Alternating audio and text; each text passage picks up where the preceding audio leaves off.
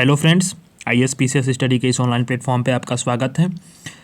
आपको पता है कि ये मैगजीन चल रही है अक्टूबर मंथ्स की और हम अपने आर्टिकल्स अब आ गए हैं अंतर्राज्यीय जल विवाद पे, चौथा वाले आर्टिकल्स पे। ठीक है, तो ये अंतर्राज्यीय जल विवाद इतना इंपॉर्टेंट है टॉपिक कि आपके मेंस और प्री दोनों के लिए ये एकदम बराबर का महत्व रखता है। तो हाल ही में न्यूज़ में क्यों रहा कि हाल ही में केंद्रीय मंत्रिमंडल ने अंतर्राज्यीय नदी जल विवाद अधिनियम 1956 के तहत कृष्णा जल विवाद अधिकरण के विचार के लिए कई विषयों को मंजूरी दी है। आपको मैगजीन कराने से पहले मैं बता दूं कि देखिए अब इसको छोड़ दीजिए, ये न्यूज़ में क्यों रहा है, इतना छोड़ दीजिए। अब आते हैं आगे, अब आगे आते हैं इसमें कि देखिएगा, ये रहा आपका जुलाई 2021 का मैगजीन। जुलाई 2021 के मैगजीन का मैंने नोट्स बनाया था, देख लेना। जुलाई 2021 का मैगजीन का नोट्स है ये, पॉलिटी एंड गवर्नेंस का टॉपिक था।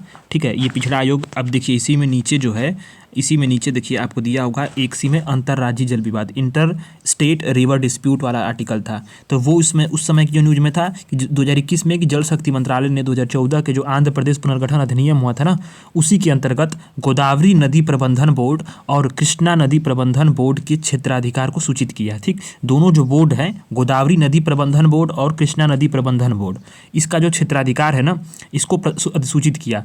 अब ये दोनों क्या थे? ये दोनों थे स्वायत्त निकाय, ये दोनों स्वायत्त निकाय थे, ऑटोनॉमस बॉडी हैं ये। ठीक है, ये क्या करते हैं? जल का प्रशासन करते हैं, प्रबंधन करते हैं, उसके परिचालन करते हैं, विनियमन करते हैं, रखरखाव करते हैं। ठीक है, ये आप ध्यान दीजिएगा कि जो कृष्णा नदी प्रबंधन बोर्ड है, गोदावरी नदी प्रबंधन बोर्ड है, ये एक स्वायत्त निकाय है जो जल के प्रशासन, प्रबंधन, परिचालन, विनियमन और रखरखाव करते हैं। ठीक है, अब आते हैं ये, अब इसके मतलब कहाँ करते हैं ये? तेलंगाना और आंध्र प्रदेश राज्यों में जो जल का विवेकपूर्ण उपयोग हो उसका प्रबंधन करना। ठीक है, इनका प्रमुख कार्य है।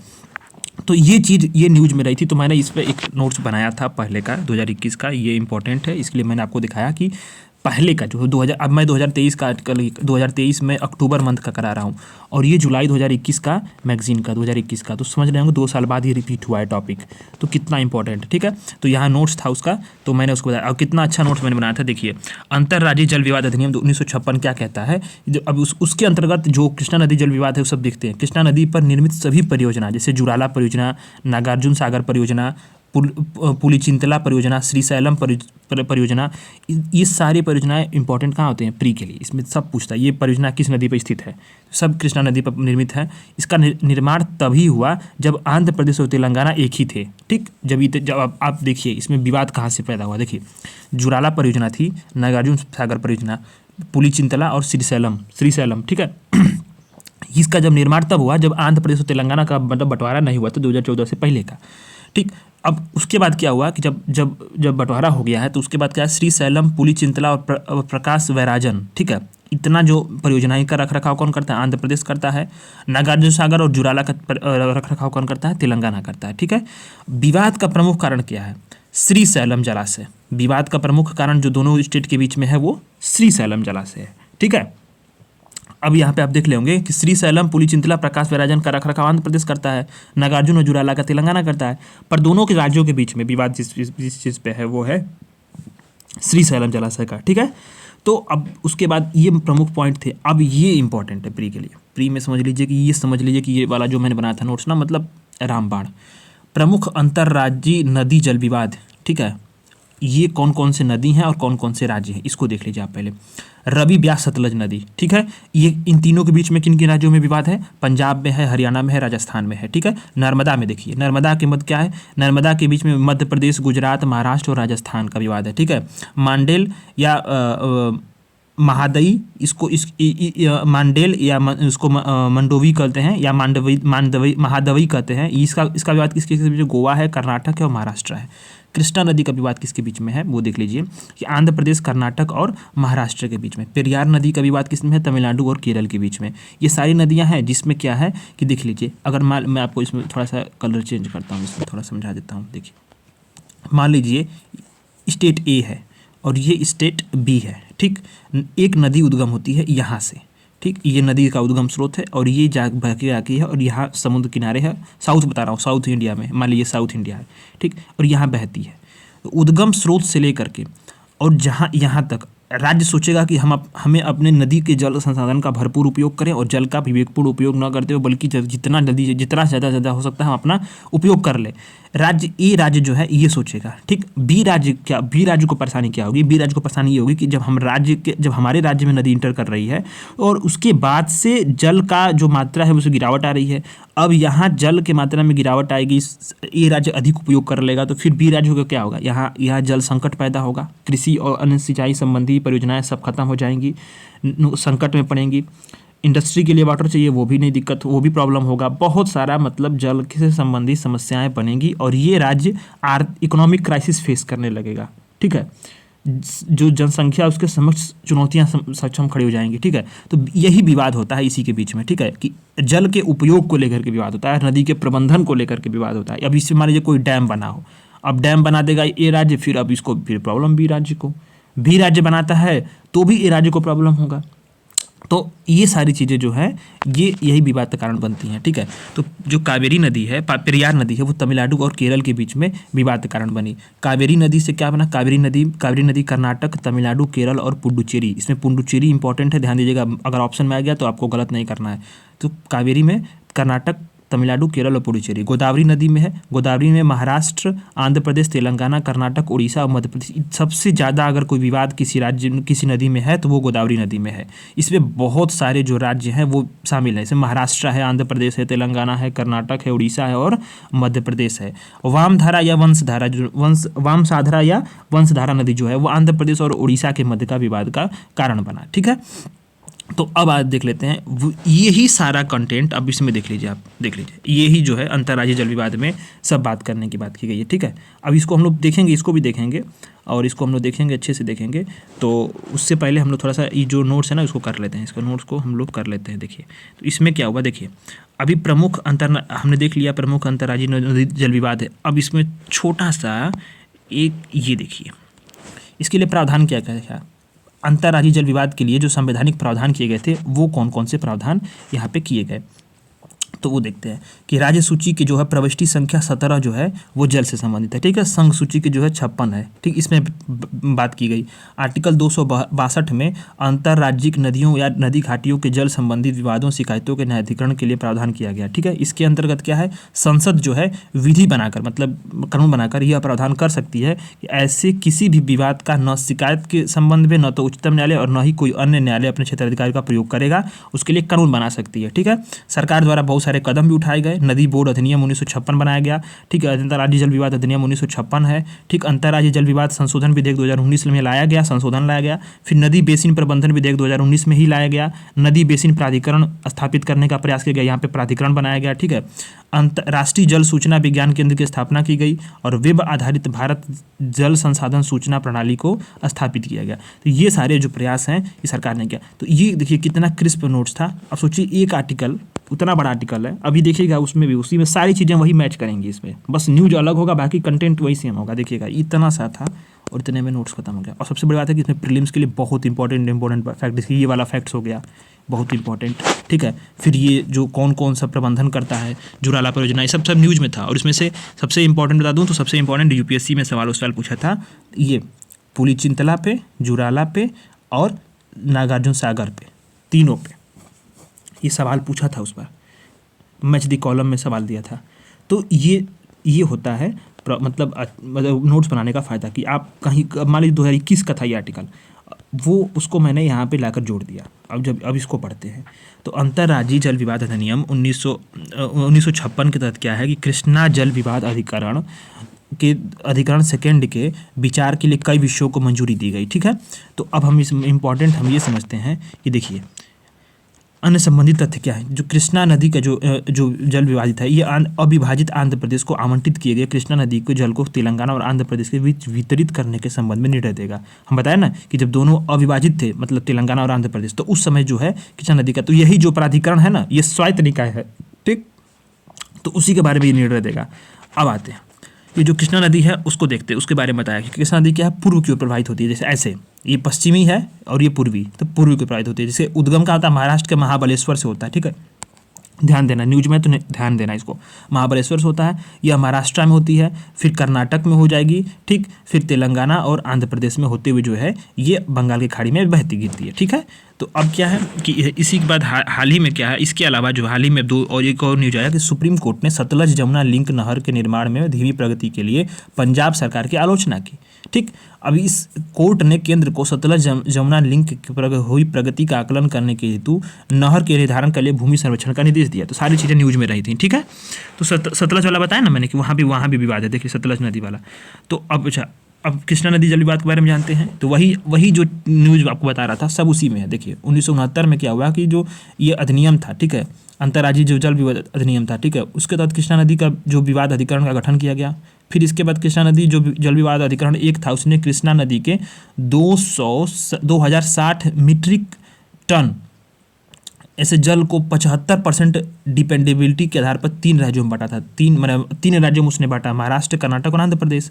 ठीक, अब जल ग्रहण क्षेत्र के 75% निर्भरता का तात्पर्य क्या था कि 100 वर्षों के दौरान क्या है कि 75% मौकों पर जल ग्रहण क्षेत्र में 260 टन मीट्रिक जल का जो उपयोग करने के लिए जो मौजूद रहा है। ठीक है, तो इस तथ्य का निर्धारण करते समय वर्षा, वाष्पीकरण और इन्फ्लेट्रेशन जैसे कारकों को ध्यान में रखा गया था। ठीक है, अब इसके बाद क्या हुआ कि फिर जब विवाद बढ़ गया तो फिर 2004 में दूसरा प्राधिकरण गठन किया गया, जो प्राधिकरण सेकंड था। अब इसने 65% निर्भरता और अधिशेष प्रभाव पर जो है इसका आवंटन किया जल। ठीक, अब क्या है कि 2014 में तेलंगाना अलग राज्य बना। अब इसके रूप में गठन के बाद आंध्र प्रदेश तेलंगाना को कृष्णा जो नदी का जो है जो जल प्राधिकरण है, इसने क्या बोला कि एक अलग पक्षकार के रूप में शामिल करने के लिए कह रहा है। ठीक, अब इसके अनुसार क्या है, इस मांग के तहत कृष्णा नदी के जल का आवंटन अब 3 की बजाय क्या होगा, 4 राज्य में होगा। पहले से ही ऑलरेडी क्या था उसमें, पहले से ही उसमें देख लीजिएगा, पहले से ही ऑलरेडी जो है वो 3 राज्य हैं, महाराष्ट्र है, कर्नाटक है, आंध्र प्रदेश है। अब जब तेलंगाना राज्य बन गया तो उसमें अब आंध्र प्रदेश बोल रहा है कि इसको अलग से पक्षकार बनाया जाए। ठीक, और महाराष्ट्र और कर्नाटक क्या बोल रहे हैं कि तेलंगाना का निर्माण आंध्र प्रदेश के विभाजन से हुआ है, तो जो जल का आवंटन है वो आंध्र प्रदेश के हिस्से में से बांटा जाए, हमारे हिस्से में से तो क्यों बांटा जाए। ठीक है, लेकिन इसी बात पर जो है और अधिकरण ने दोनों के तर्क को स्वीकार भी कर लिया, तो विवाद इसी पे फिर बढ़ा कि आंध्र प्रदेश अब लगा विवाद करने कि नहीं, इसको अलग से पक्षकार बनाओ। जिससे क्या है, देखिए मान लीजिए कि देखिए 3 पहले थे, महाराष्ट्र था, कर्नाटक था, आंध्र प्रदेश था, तीनों में बराबर बांट दिया गया। तो पहले 75 बांटा गया था, फिर विवाद बढ़ा तो फिर 65 पे बांटा गया, 65% डिपेंडेबिलिटी के आधार पर। ठीक है, अब क्या हुआ कि जब ये फिर अब जब एक बन गया यहाँ पे, ये देख लीजिए, ये बन गया आपका तेलंगाना। ठीक है, जब तेलंगाना बन गया है तो फिर अब क्या करेगा कि ये अब बोल रहे हैं दोनों, महाराष्ट्र और कर्नाटक बोल रहे हैं कि ये विभाजन आंध्रा के से हुआ था, आंध्रा में से ही इसको जल दिया जाए। जबकि आंध्र प्रदेश क्या है कि इसको अलग से पक्षकार बनाओ, लेकिन जो प्राधिकरण है उसने इन दोनों की बातों को मान लिया है। विवाद अब फिर यहीं पे हुआ है। ठीक है, अब इसी को सुलझाना है सब चीज़ों को।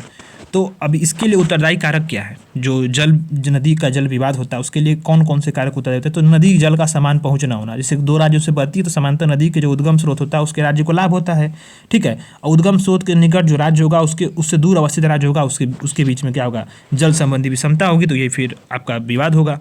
ठीक है, अब ये चीज़ है, अब ये नोट्स में नहीं था तो इसको जो है इसलिए मैं करा रहा हूँ। बाकी चीज़ें आप देखिएगा कैसे इंपॉर्टेंट होता है। अब जो जल की बढ़ती मांग, अब देख लीजिए भारत में 2025 और 50 में क्या, 2025 और 2050 में जल की कुल मांग कितनी होगी, 22 से 32% तक बढ़ेगी। तो ये जल विवाद जो है और गहराएंगे। जल के उपयोग अधिकारों पर स्पष्टता का अभाव है।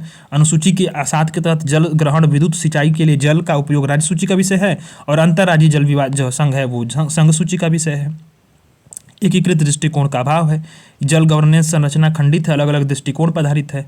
ठीक है, अब ये क्या है कि अब मतलब ये क्या है कि बहुत अलग अलग दृष्टिकोण इसके लिए है। जल से जुड़ी जो सामाजिक और पारिस्थितिक और सांस्कृतिक प्रक्रियाओं की अनदेखी करते हैं, और इसके लिए क्या है कि बहुत सारे जो है जो पैमाने बनाए गए हैं वो भी एक रूपता स्पष्ट नहीं है। ठीक, अन्य कारक देख लीजिए तो एमएसपी के कारण जल की मांग में कई गुना वृद्धि आई, जैसे गेहूं और धान की जो खेती होती है, तो इसी कारण अंतर्राज्यीय जल संघर्ष भी उत्पन्न हुआ है। ठीक है, जैसे कि उदाहरण के लिए कृष्णा, कावेरी, तीस्ता नदी जल विवाद, पंजाब हरियाणा के बीच सतलज यमुना लिंक देखेंगे अभी। ठीक है, भारत की सीमाएं, राज्यों की सीमाएं सांस्कृतिक और राजनीतिक कारकों पर आधार पर बदलती रही हैं, तो इसके भी विवाद हुआ है। तो वही निपटने के लिए तंत्र, तो आपको बताया था ना, वो नोट्स में था यही कि सब राज्य सूची की प्रविष्टि 17 है और संघ सूची की 56 है। ठीक, राज्य सूची की जो 17 प्रविष्टि उसमें क्या है कि राज्य जल आपूर्ति, सिंचाई, नहरें, ये सब क्या है उसके अंतर पर राज्य बना सकते हैं कानून। और संघ सूची के जो 56 है उसमें क्या है, अंतर्राज्यीय नदियों, नदी घाटियों का विनियमन और विकास कर सकते हैं ये कौन करेगा? केंद्र करेगा। आर्टिकल 262 है, इसमें ये नोट्स में था, अनुच्छेद में उपबंध किया गया कि संसद कानून द्वारा अंतर्राज्यीय नदी या नदी घाटी जल उपयोग या वितरण या नियंत्रण के संबंध में किसी भी विवाद या शिकायत के न्यायीकरण के लिए प्रावधान कर सकता है। सरकार ने इसका उपयोग करके 2 कानून भी बना दिए थे। नोट्स में लिखा था नदी बोर्ड अधिनियम 1956 और अंतर्राज्यीय जल विवाद अधिनियम 1956। अब अंतर्राज्यीय जल विवाद अधिनियम 1956 में क्या है? इस कानून के अंतर्गत यदि एक राज्य सरकार जिसका अन्य राज्य सरकार के साथ जल विवाद है, तो वह जल विवाद का समाधान के लिए हेतु अधिकरण के पास भेजने के लिए क्या है? केंद्र सरकार से अनुरोध करेगा। और नदी बोर्ड अधिनियम 1956 का क्या है मतलब? इसका मतलब यह है कि अधिनियम का निर्माण अंतर्राज्यीय नदियों और नदी घाटियों का जो विनियमन है उसका विकास के लिए केंद्र सरकार द्वारा नदी बोर्ड के गठन के लिए किया गया था। इसके लिए सरकार ने फिर राष्ट्रीय जल नीति 2012 भी बनाई। यह नीति क्या है? जल की कमी, इसके वितरण में असमानता, जल संसाधनों की योजना प्रबंधन, उपयोग में इंटीग्रेटेड अप्रोच के अभाव जैसे मुद्दों का समाधान करेगा ये, ठीक है। अभी बहुत सारे विवाद में अंतर्राज्यीय जल विवाद के निपटान से बहुत सारी चुनौतियां हैं। तो कौन कौन से हैं? तो विवाद निपटान में देरी है, ठीक है। अभी क्या है कि गोदावरी जल विवाद अधिकरण को अपना निर्णय देने में 11 वर्षों का समय लगा था। तो बहुत लंबी लंबी कार्रवाइयाँ चलती रहती है ट्रिब्यूनल्स में, ठीक है। अस्पष्टता है। सुप्रीम कोर्ट अनुच्छेद 262 सुप्रीम कोर्ट को अंतर्राज्यीय जल विवाद जो है उस पर निर्णय देने से रोकता है। और हालांकि एक अनुच्छेद 136 जो है वो सुप्रीम कोर्ट को अधिकरण के आदेशों के खिलाफ सुनवाई अपील करने का अधिकार भी देता है। तो इससे क्या हुआ कि जो भी ट्रिब्यूनल्स बने होते हैं उसके आदेशों के कार्यान्वयन में अस्पष्टता होती है। विवादों का राजनीतिकरण तो होता ही है। राजनीतिक उद्देश्य हेतु दल हैं वो भी अपने निहित स्वार्थों की पूर्ति के लिए जनता को भड़काते रहते हैं। बहुआयामी दृष्टिकोण का अभाव भी है। अब अधिकरण में मुख्य रूप से न्यायपालिका के सदस्य होते हैं। तो कई बार क्या होता है कि जो पर्यावरण विशेषज्ञ होगा, जो जल संबंधित विशेषज्ञ होगा, उसका नज़रिया और एक न्यायाधीश का, एक ऑफिसर का नज़रिया, दोनों के बीच में जो ये समानज्ञ होते हैं और वो विशेषज्ञ होते हैं, तो उसके बीच में कई सारा दृष्टिकोण का अभाव होता है, ठीक है। अब आप देखते हैं कि आगे की राह में करना क्या चाहिए हमें? तो सहकारिता को बढ़ावा देना चाहिए, ठीक है। विवाद निपटान की वर्तमान जो व्यवस्था उसकी निर्भरता को कम करेगा, ठीक है। विचार विमर्श प्रक्रियाओं में और सहकारी संघवाद को मजबूत करना चाहिए। राज्यों को अधिक उसमें शामिल करना चाहिए। डिसेंट्रलाइज अप्रोच का उपयोग करना चाहिए। बेसिन दृष्टिकोण को अपनाना चाहिए। पारिस्थितिकी तंत्र पुनर्स्थापन करना चाहिए। नदी पारिस्थितिकी तंत्र के संरक्षण, मानव उपयोग के लिए जल आपूर्ति और मांग का संतुलन बनाना चाहिए, ठीक है। बहुआयामी दृष्टिकोण को शामिल करना चाहिए। नदी जल प्रबंधन बोर्ड के संस्थागत संरचना में अलग अलग विषयों के विशेषज्ञ जैसे कि पर्यावरणविद, भूगोलवेत्ता आदि को शामिल करना चाहिए, ठीक है। जल नीति के लिए क्या है कि उचित और न्यायसंगत आधार पर जल विवादों को सुलझाने के लिए कुछ मापदंडों को जल नीति का हिस्सा बनाना चाहिए। प्रत्येक राज्य में नदी बेसिन अफवाह क्षेत्र की सीमा, प्रत्येक राज्य द्वारा नदी बेसिन में जल का उपयोग और नदी बेसिन क्षेत्र में जलवायु और इस पर आश्रित जनसंख्या, अनेक चीज़ों पे इस पर विस्तार करके इन सभी चीज़ों को जल नीति में शामिल करके और उस पर हमें एकीकृत दृष्टिकोण से, बहुआयामी दृष्टिकोण से उसे करना क्या है, हमें कार्रवाई करना है। जिससे क्या है कि नदी जल जो विवाद है, अंतर्राज्यीय नदी जल विवाद, जितना जल्दी संभव हो सबको निपटाया जाए, क्योंकि आने वाले वर्षों में जल की जो डिमांड है और नदी विवाद है, डिमांड और विवाद दोनों बढ़ने वाले हैं। अब इसमें है, आप देख लीजिए, आया था यहाँ पे सतलज नदी नहर वाला, ठीक है। तो इसमें देख लीजिए सतलज यमुना नदी जो लिंक के लिए नहर निर्माण हो रही है उसको देख लीजिए। तो सतलज यमुना लिंक जो है हरियाणा और पंजाब के बीच में रावी और ब्यास नदियों के जल को साझा करने के लिए 224 किलोमीटर की लंबी नहर है, ठीक है। इसमें क्या है कि 122 किलोमीटर पंजाब में और 92 किलोमीटर हरियाणा में निर्मित होगा, ठीक है। इस नहर को बनाने की योजना पंजाब से हरियाणा के अलग होने के वर्ष 2066 में बनाई गई थी, ठीक। हरियाणा ने अपने हिस्से का निर्माण कार्य पूरा कर लिया है, लेकिन जो पंजाब है अपने पेरियन प्रिंसिपल और जल अनुपलब्धता का हवाला देकर इसे क्या है टालता रहता है। पेरियन प्रिंसिपल क्या बोलता है ये? इसके अनुसार क्या है कि किसी भी जल निकाय से सटी भूमि के स्वामी को उस निकाय के जल का उपयोग का अधिकार है। मतलब क्या है कि जैसे मान लीजिए नदी है और उससे सटा हुआ कोई भूमि है, ठीक है। तो रिपेरियन प्रिंसिपल बोलता है, रिपेरियन प्रिंसिपल पंजाब का, कि यहाँ का जो है जो नदी का जो जल का जो निकाय का उपयोग जल का उसी के क्षेत्र का जिसका ज़मीन है उसी को उसका अधिकार है। तो इसी कारण से वो टालता रहता है, वो एक तरह से बहाना है। और पंजाब का तर्क ये भी है कि भूजल के अत्यधिक दोहन के कारण क्या है कि 2029 के बाद से राज्य के कई क्षेत्र सूखे के प्रभाव में आ सकते हैं। यहाँ पे गेहूँ और कृषि वाला जो खेती है ये भी कहीं ना कहीं उसको प्रभावित कर रही है। गन्ने की कृषि ये भी प्रभावित कर रही है। तो बहुत सारा चीज़ें यहाँ पे हरियाणा ने तर्क दिया है कि उसके दक्षिणी हिस्से को भूजल स्तर में गिरावट के कारण जल की कमी का समस्या का सामना करना पड़ रहा है। तो इसके बीच में विवाद है। तो इसी पे जो है ये काफ़ी लंबे समय से सब चीज़ें चल रही हैं। इंपॉर्टेंट है, इसको देख लेते हैं। जो ये क्या यार, ये क्या हो गया? हाँ, इंटरस्टेट रिवर डिस्प्यूट जो अधिनियम बना था 1956 के तहत, इसके तहत बहुत सारे अधिकरण बनाए गए, बहुत सारे ट्रिब्यूनल्स बनाए गए थे। तो रवि और ब्यास जल अधिकार संबंधित ये इससे भी जो है ट्रिब्यूनल्स बनाया गया।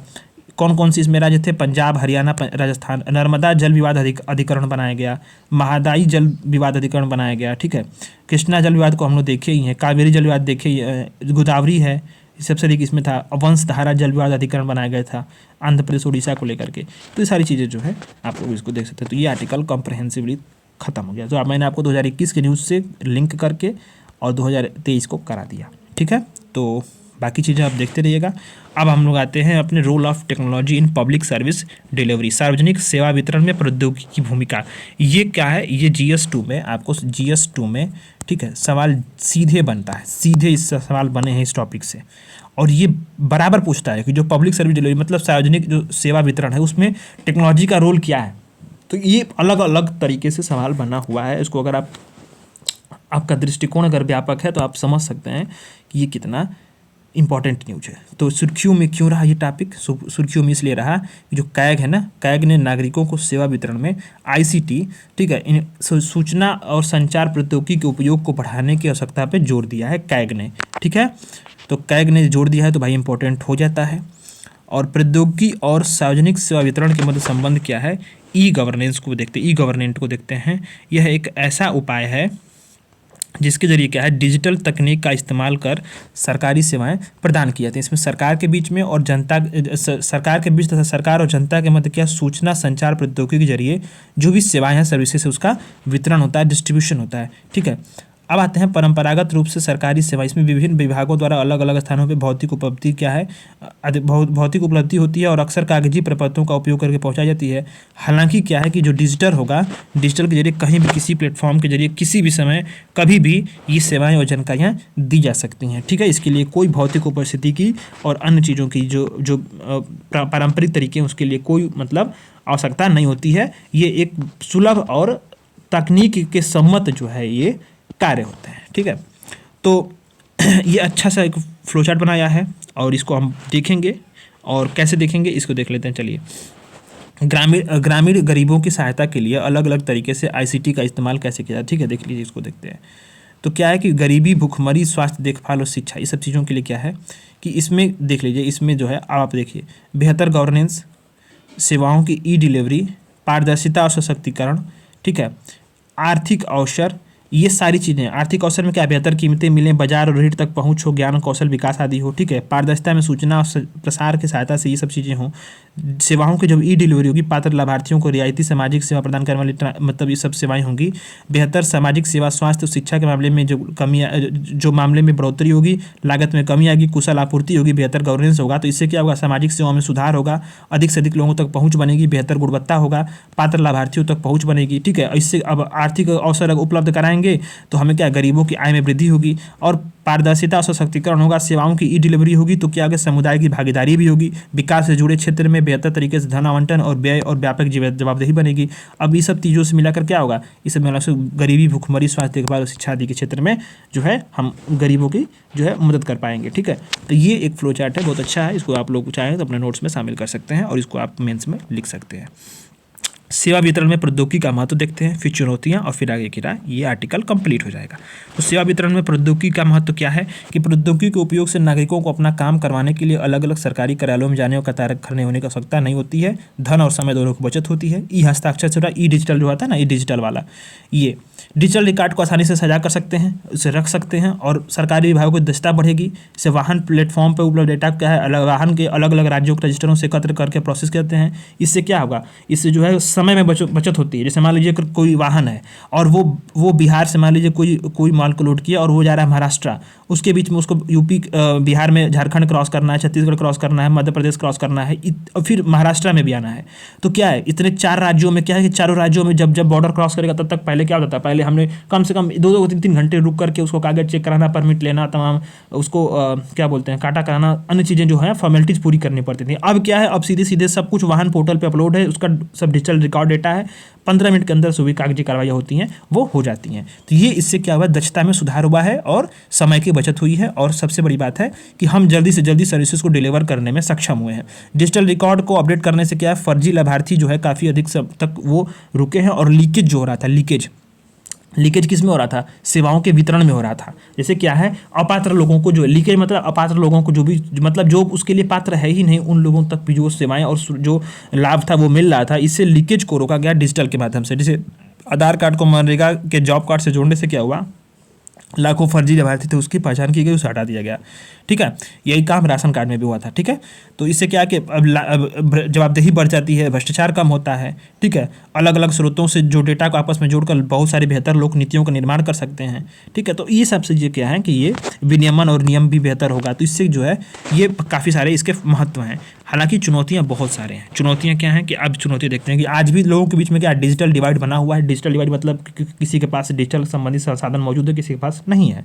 अधिकांश लोग अभी भी डिजिटल टेक्निक और इसके उपयोग से अवगत नहीं है। सरकार में कुशल कार्यबल की कमी है, उसके लिए बड़े पैमाने पर प्रौद्योगिकी को अपनाना कठिन है।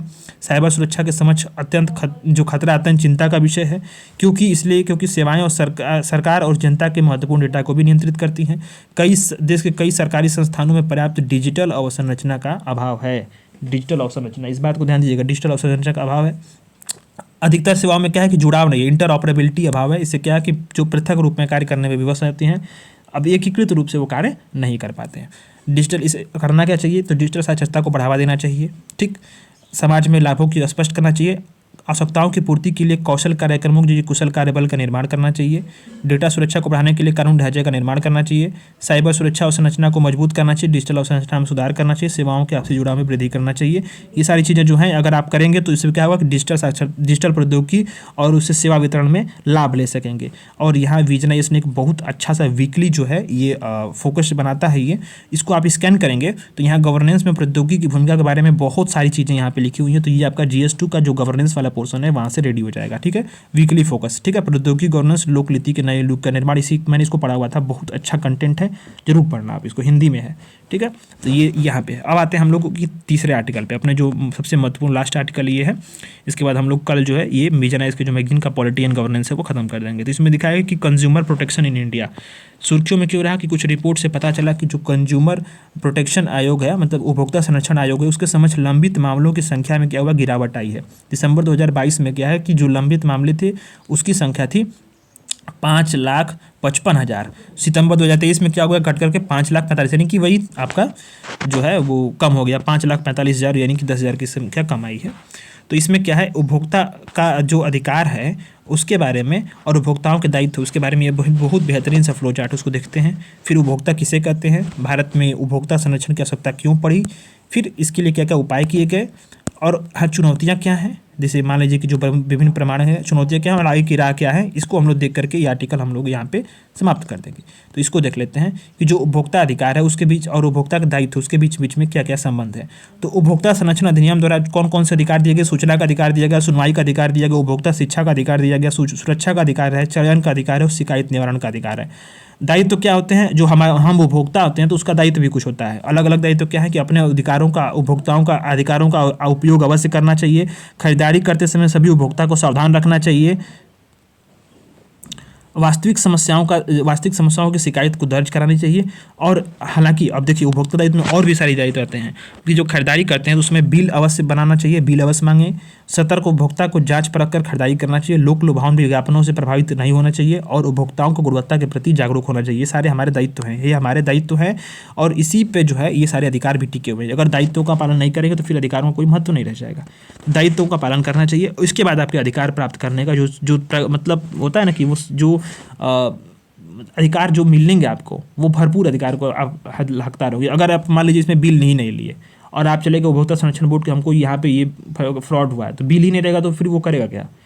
ठीक, तो आपके लिए वो चीज़ें अधिकार मांगने लायक नहीं रह पाएंगे आप। तो इसलिए दायित्वों को पालन करना बहुत जरूरी होता है। उपभोक्ता किसे कहते हैं वो आप देख लीजिए कि उपभोक्ता संरक्षण अधिनियम 2019 के अनुसार क्या है, ये आप जैसे मान लीजिए उपभोक्ता आ गया तो उपभोक्ता पे ये जो मतलब इंट्रो है ना, ये बेस्ट इंट्रो है, इसको आप लिखिए कि वह व्यक्ति उपभोक्ता कहलाता है जो किसी वस्तु या सेवा को खरीदने या प्राप्त करने के लिए भुगतान करता है, भुगतान करने का वचन देता है, अथवा कुछ हिस्से का भुगतान करता है या कुछ हिस्से का भुगतान करने का वचन देता है, या भविष्य में भुगतान करने के लिए कोई अनुबंध करता है। ठीक है, वो उपभोक्ता होता है। यह इलेक्ट्रॉनिक माध्यमों से या टेलीशॉपिंग या डायरेक्ट सेलिंग या मल्टी लेवल मार्केटिंग के जरिए जो है खरीदे या प्राप्त ऑफलाइन और ऑनलाइन दोनों तरह के लेन देन पर लागू होता है।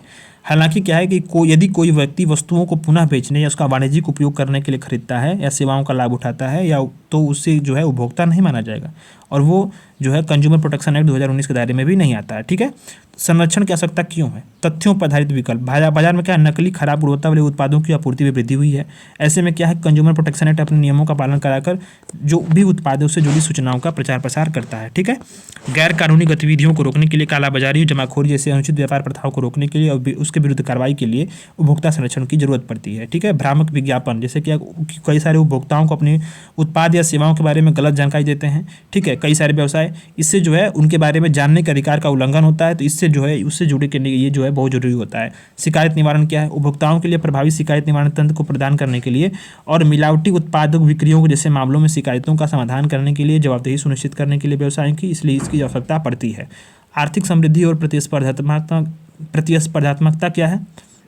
इसमें कि उपभोक्ता संरक्षण से जुड़े जो भी पहलू हैं व्यवसाय के विकास से हेतु सक्रिय और प्रभावी बाजार उपलब्ध कराने में योगदान करते हैं। ठीक है, इससे क्या होगा, उपभोक्ता मांग में नवाचार और आर्थिक समृद्धि को बढ़ावा मिलता है। अब क्या है कि भारत में उपभोक्ता संरक्षण के लिए बहुत सारे उपाय किए गए हैं। कौन कौन से उपाय किए गए हैं उसको देख लेते हैं। तो भारत सरकार ने उपभोक्ता संरक्षण के लिए बहुत सारे उपाय किए हैं। कंज्यूमर प्रोटेक्शन एक्ट 2019 लाया गया। यह क्या है, यह केंद्रीय उपभोक्ता संरक्षण प्राधिकरण की स्थापना का प्रावधान करता है। ठीक है, इसमें ध्यान देना है कि इसमें एक प्राधिकरण, ट्रिब्यूनल बनाया गया। ठीक है, कंज्यूमर प्रोटेक्शन जो है सेंट्रल कंज्यूमर प्रोटेक्शन प्राधिकरण, ठीक है, इसके स्थापना का यह प्रावधान करता है। यह अथॉरिटी यह उपभोक्ता को अधिकारों के उल्लंघन में, अनुचित व्यापार प्रथाओं के आदि के मामलों में देखभाल करता है। उपभोक्ता संरक्षण जिला आयोग, राज्य आयोग और राष्ट्रीय आयोग के अधिकार क्षेत्र नियम 2021 का ये भी है, इसके लिए बनाया गया। इसमें क्या उपभोक्ताओं का सरल, शीघ्र और वहनीय समाधान प्रदान करेगा। ठीक है, इसके लिए क्या है कि राष्ट्रीय, राज्य और जिला स्तर पर 3 स्तरीय अर्ध न्यायिक तंत्र का गठन किया गया। कॉन्फोनेट प्रोजेक्ट बनाया गया, इसे चालू किया गया। इससे क्या है, इसे देश में उपभोक्ता मंचों का कंप्यूटरीकरण करने और कंप्यूटर नेटवर्किंग के लिए शुरू किया गया। इससे क्या कि कंज्यूमर प्रोटेक्शन एक्ट 1986 की पृष्ठभूमि में लागू किया गया। इसका उद्देश्य क्या है, कंज्यूमर प्रोटेक्शन से जुड़े जो भी न्यायिक प्रशासन उसके कामकाज में दक्षता, समन्वय, पहुंच और गति में उसको सुधार करेगा। साथ ही जो है इसके जरिए पूरे देश में उपभोक्ता शिकायत निवारण आयोगों से ICT संबंधी अवसंरचना की स्थापना यहाँ पे करेगा। इंटीग्रेटेड शिकायत निवारण तंत्र इनग्राम, इस पोर्टल, ये क्या है, इनग्राम पोर्टल, ये उपभोक्ताओं मामलों के विभाग के तत्वाधान में जागरूकता पैदा करने, सलाह देने और उपभोक्ता संबंधी शिकायतों का निवारण करने के लिए विकसित किया गया। इसके अतिरिक्त क्या है, यह उपभोक्ता संबंधी शिकायतों को दर्ज करने के लिए एक केंद्रीय रजिस्ट्री के रूप में कार्य करता है। ई दाखिल पोर्टल है। ई दाखिल पोर्टल क्या करता है, उपभोक्ता फोरम से आसानी से संपर्क करने के लिए परेशानी रहित, त्वरित और किफ़ायती सुविधा प्रदान करता है। प्रमाणन चिन्ह प्रदान करना है, सर्टिफिकेट मार्कर्स, या गुणवत्ता मानकों के संबंध में उपभोक्ताओं को सुरक्षा प्रदान करता है, उसके प्रति उन्हें जागरूक करता है। ठीक है, एक चीज़ ये हो गया। अब हम आते हैं भारत में विभिन्न प्रमाणन, सर्टिफिकेशन, मार्कर्स और उसके लिए जो है कौन कौन से मार्क्स किए गए हैं, इससे सवाल बना है। ठीक है, हालांकि उससे पहले हम लोग जान लेते हैं जो चुनौतियाँ हैं और उसके आगे की राह। तो लंबित मामलों की जो संख्या बहुत काफ़ी ज़्यादा है। लंबित मामलों की संख्या हालांकि घट रही है, फिर भी जो है केंद्र और राज्य दोनों स्तर पर लंबित मामलों की संख्या, कुल संख्या बहुत अधिक है। शिकायत निवारण के लिए प्रतीक्षा अवधि बढ़ जाती है और विवाद समाधान में देरी होता है। संस्थानों में बहुत सारे रिक्त पद हैं, जैसे उपभोक्ता फोरम, जैसे दिल्ली, पुणे आदि में। अवसंरचना और मानव शक्ति दोनों की कमी, जिससे क्या उपभोक्ता शिकायतों का निवारण करने में कठिनाई आती है। भूमिका और शक्तियों के संबंध में स्पष्टता का अभाव। जांच, पूछताछ और तलाशी और जब्ती जैसे कार्यों के संबंध में केंद्रीय उपभोक्ता संरक्षण प्राधिकरण CCPA की भूमिका में स्पष्टता की कमी बनी हुई है। अधिकार बनाम कर्तव्य की लड़ाई हो रही है। उपभोक्ता संरक्षण का मूल उद्देश्य क्या है, जागरूक उपभोक्तावाद का विकास करना और उपभोक्ताओं को उनके हितों की रक्षा के लिए उनकी जिम्मेदारी का एहसास कराना। हालांकि CPA जो है अनन्य रूप से केवल उपभोक्ताओं के कर्तव्यों, जिम्मेदारियों को निर्धारित नहीं करता है। ठीक है, ऐसे में क्या है कि आगे की राह, विज्ञापन में देखिए, विज्ञापन में दी गई जानकारी को विनियमित करने हेतु विज्ञापन कोड और मानक विकसित करने के लिए सरकारों को विनिर्माताओं, वितरकों और उपभोक्ता संगठनों के साथ क्या करना चाहिए, सहयोग करना चाहिए। सुरक्षा और गुणवत्ता के बारे में बात की गई है, तो राष्ट्रीय मानकों और विनियमों की नियमित रूप से समीक्षा करनी चाहिए। हालांकि क्या है, अंतर्राष्ट्रीय मानकों के अनुरूप उत्पादों की सुरक्षा गुणवत्ता को सुनिश्चित किया जा सके। जागरूकता के बारे में क्या है कि उपभोक्ताओं के कल्याण हितों की रक्षा के लिए उपभोक्ता शिक्षा उपभोक्ताओं को पूरी प्रक्रिया से जोड़ करके प्रतिनिधित्व देकर उन्हें जागरूक करना चाहिए। ठीक। सरकार और गैर सरकारी संगठनों के सहयोग से उपभोक्ताओं की समस्याओं, कानूनी रिपोर्टिंग और निवारक उपायों के बारे में जानकारी देने के लिए समय समय पर पत्रिकाएं प्रकाशित करनी चाहिए। और जागो ग्राहक जागो जैसे जो अभियान चलता था जागरूकता वाला, वो सारी चीज़ें उसको करनी चाहिए। भूमिकाएं और जिम्मेदारियों को स्पष्ट करना चाहिए। उत्पादों की वापसी, अपील जैसे मामलों में जांच, पूछताछ, तलाशी, जब्ती जैसे कार्यों में सीसीपीए की भूमिका को स्पष्ट रूप से निर्धारित करना चाहिए। और कर्तव्यों को सूचीबद्ध करना, इसमें एक उत्तरदायित्व उपभोग परिवेश का निर्माण करने के लिए विनियामकों में उपभोक्ताओं के कर्तव्यों का स्पष्ट रूप से उल्लेख करना चाहिए। जैसे क्या है कि जो जमैका की सरकार है उसने उपभोक्ताओं के अधिकारों और कर्तव्यों को दोनों को मान्यता दी है, इससे अपनी आधिकारिक वेबसाइट पर प्रकाशित किया है। तो सरकार को भी करना चाहिए, ठीक है, अधिकार और कर्तव्य दोनों को, जैसे जो जमैका की सरकार ने की। तो इसको आप मेंस में लिखेंगे, बहुत अच्छा आपका इम्पैक्ट बनेगा। मेंस में जरूर लिखिएगा अगर सवाल आए तो इसको। अब आते हैं हम कि भारत में जो विभिन्न प्रमाणन क्षेत्र है उसमें जो सर्टिफिकेशन मार्कर्स है वो क्या है। जो किसी भी वाणिज्यिक उत्पाद प्रमाणन चिन्ह को क्या बोलते हैं, आमतौर पर वैधता का चिन्ह मानते हैं, मतलब वैलिडिटी उसको देती है। इस तथ्य का आश्वासन मानता है कि विनिर्माता ने उत्पाद का परीक्षण किया है। ठीक, यह संदेश देता है कि उत्पाद दिए गए गुणवत्ता के मानकों के अनुरूप है। तो जो भारत मानक ब्यूरो है, BIS है, भारत सरकार का, ये क्या है कि भारत का राष्ट्रीय मानक संगठन है। यह क्या है, अंतर्राष्ट्रीय मानकीय संगठन और इंटरनेशनल इलेक्ट्रोक्रिटिकल कमीशन का सदस्य भी है भारत, BIS। ठीक है, BIS क्या है, भारत में सभी औद्योगिक मानकीकरण प्रणालियों और औद्योगिक उत्पाद प्रमाणन प्रक्रियाओं को क्या करता है, नियंत्रित करता है। तो अब आप देखिए इसमें कि सर्टिफिकेशन मार्कर्स के प्रतीक क्या है। तो इसमें देखिए प्रमाणीकरण चिन्ह के मार्क है, ISI मार्क अगर होगा तो यह क्या है, कंज्यूमर ड्यूरेबल गुड्स है। इलेक्ट्रॉनिक वस्तुओं या रसोई में उपयोग होने वाले उपकरण और अन्य वस्तुओं के लिए BIS द्वारा जारी करते हैं ISI मार्क। एक मार्क क्या होता है, यह कृषिगत वस्तुओं और पशुधन उत्पादों के लिए कृषि विभाग के मार्केटिंग और निरीक्षण निदेशालय द्वारा जारी करते हैं। BIS हॉलमार्क, यह क्या है, सोने के आभूषण के लिए BIS द्वारा जारी करते हैं। वुल मार्क, यह 100% शुद्ध ऊन का जो प्रतीक होता है। इको मार्क, यह पर्यावरण के प्रति अनुकूल उत्पादों के लिए BIS द्वारा जारी किया जाता है। ये आपका PYQ है UPPCS का। FPO मार्क ये क्या है कि खाद्य पदार्थों के लिए भारत FSI द्वारा जारी करते हैं। इसको मैंने इस पर एक आर्टिकल भी लिखा था FSI पे, ठीक है। और इंडिया ऑर्गेनिक क्या है, यह जो है जैविक कृषि के तहत जो भी उत्पाद होते हैं तो उसके लिए क्या है, कृषि और प्रसंस्कृत खाद्य उत्पाद निर्यात विकास प्राधिकरण द्वारा इसको जारी करते हैं। इंडिया ऑर्गेनिक इसका ये मार्क है। तो ये सारी चीज़ें जो है यहाँ पर मार्क आपको समझ में आती हैं। 3 आर्टिकल से ये कवर हो गए हैं और कल हम लोग लास्ट आर्टिकल लिखा है ये वन अधिकारों का। उसके बाद हम लोग सीधे न्यूज इन शॉर्ट्स करेंगे और मैगजीन कंप्लीट कल का न्यूज किस पेज पे, राज्य व्यवस्था और शासन यानी पॉलिटी एंड गवर्नेंस कल कंप्लीट हो जाएगा, ठीक है। इसके बाद हम लोग IR पे आएंगे, इजराइल हमास युद्ध से शुरू करेंगे। धन्यवाद।